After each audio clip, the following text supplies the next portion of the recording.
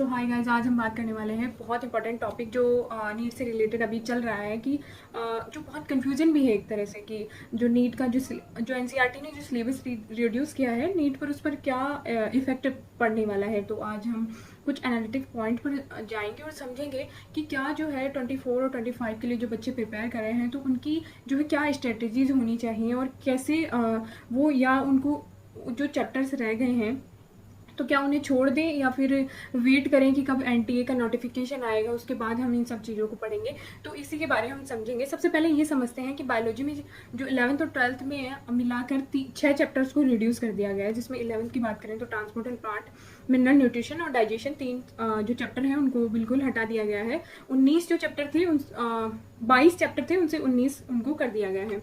उसके बाद 12th की बात करें तो रिप्रोडक्शन इन ऑर्गेनिज्म, जो बेसिक टॉपिक था, जो बेस था रिप्रोडक्शन का, उसी को हटा दिया गया है। और फूड प्रोडक्शन एंड स्ट्रेटेजीज और एनवायरमेंटल इश्यूज 16 से 13 चैप्टर इनको कर दिए गए हैं। देखिए बेसिक अप्रोच क्या होनी चाहिए। मैंने जहाँ तक चीज़ों का एनालाइज किया है और जिन चीज़ों को समझा है, देखिए मुझे ऐसा लगता है कि इन चैप्टर्स को छोड़ना बिल्कुल भी अच्छा नहीं होगा। जहाँ तक बात करें 11th की, तो 11th के जो चैप्टर्स हैं, जब तक जो 10 चैप्टर आपके कंप्लीट होंगे तब तक लगभग दिसंबर आ जाएगा या नवंबर दिसंबर जो भी आ जाएगा, तो तब तक हो सकता है एनटीए कोई नोटिफिकेशन जारी कर दे। तो जो बच्चे 11th में हैं उनको तो ज़्यादा सोचने की ज़रूरत नहीं है, तब तक वो अपने चैप्टर्स करें, जो सेल डिवीज़न तक जो चैप्टर्स हैं उनको कंप्लीट करें। उसके बाद देखिए ट्रांसपोर्ट प्लांट वगैरह ये जो चीज़ें हैं पैरेलली आप कर सकते हैं उसके बाद, बट तब तक आप जो 11th के जो स्टूडेंट हैं उनको बिल्कुल भी इसकी फिक्र करने की ज़रूरत नहीं है। जो 12th में है इस टाइम पर, जो 2024 के लिए प्रिपेयर कर रहे हैं और 12th में है या फिर जिन्होंने इस साल ड्रॉप लिया है, तो उनके लिए थोड़ा सा सोचने की ज़रूरत है। देखिए बात करें 11th क्लास की, तो 11th क्लास का जो पोर्शन है वो आपका पूरी तरह से कंप्लीट है। यानी 11th में आपने बिल्कुल वही सिलेबस पढ़ा है जो नीट में आएगा या फिर जो ओल्ड एनसीईआरटी है उसी के अकॉर्डिंग आपने पढ़ाई की है।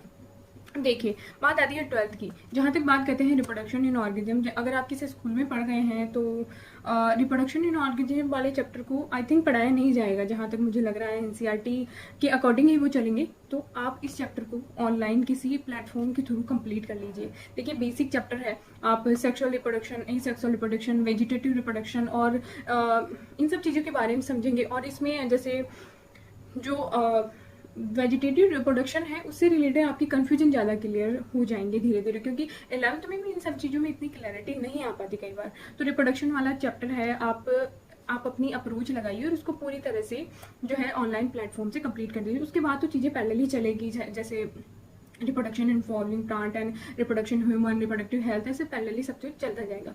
उसके बाद बात करते हैं फूड प्रोडक्शन एंड स्ट्रेटेजी की। देखिए ये रटने वाला चैप्टर है, तो कोई बात नहीं, अगर आपके टीचर्स को अभी नहीं पढ़ा रहे हैं तो आप इसको एंड में भी कर सकते हैं, जब एग्जाम आने वाली होंगी तो आप इसको तब भी रेडी कर सकते हैं। एक लास्ट है एनवायरमेंटल इश्यूज़ की बात करते हैं।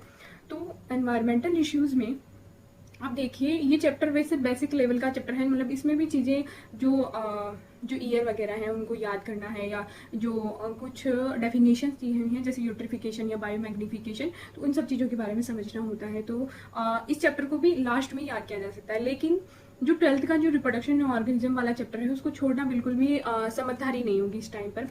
देखिए जो ड्रॉप ले रहे हैं बच्चे, जिन्होंने ड्रॉप लिया है, इसका मतलब उन्होंने 12th में इन सब चीज़ों को पढ़ा हुआ होगा, तो उनके लिए तो कोई परेशानी वाली बात होनी ही नहीं चाहिए। आप एक चीज़ समझिए, क्लैरिटी लाइए कि जो चीज़ें आपने पढ़ी हुई हैं उनको आपको रिवाइज करना है दोबारा से।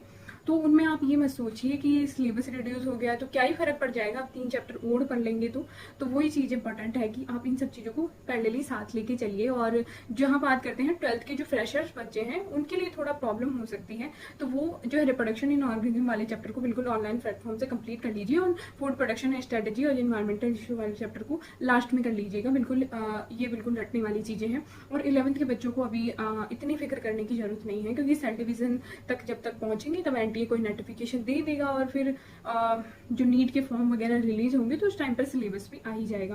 तो बहुत ज़्यादा फिक्र की बात नहीं है। तो अगर वीडियो का कंक्लूजन निकालें अगर हम, तो फ्रेशर बच्चे क्या करेंगे, रिप्रोडक्शन एंड ऑर्गेनिज्म वाले चैप्टर को तो अभी कंप्लीट कर ही लेंगे, बाकी के 2 चैप्टर बाद में। और जो ड्रॉपर हैं वो बिल्कुल इन सब चीज़ों को साथ कीजिए, देखिए छोड़िए कुछ मत, है ना। बिल्कुल ये इंपॉर्टेंट चीज़ें हैं और आपको भी पता है कि कितना वेटेज जो है डे बाय डे बढ़ता ही जा रहा है किसी भी पर्टिकुलर चैप्टर का, क्योंकि जो नंबर ऑफ क्वेश्चंस हैं वो इंक्रीज होते ही जा रहे हैं। तो आई थिंक आप इस बात को समझेंगे। और thank you so much, channel से जुड़ी रहिए, वीडियो को लाइक कीजिए, और अगर आपकी कोई राय है तो कमेंट सेक्शन में डाल सकते हैं। Thank you so much.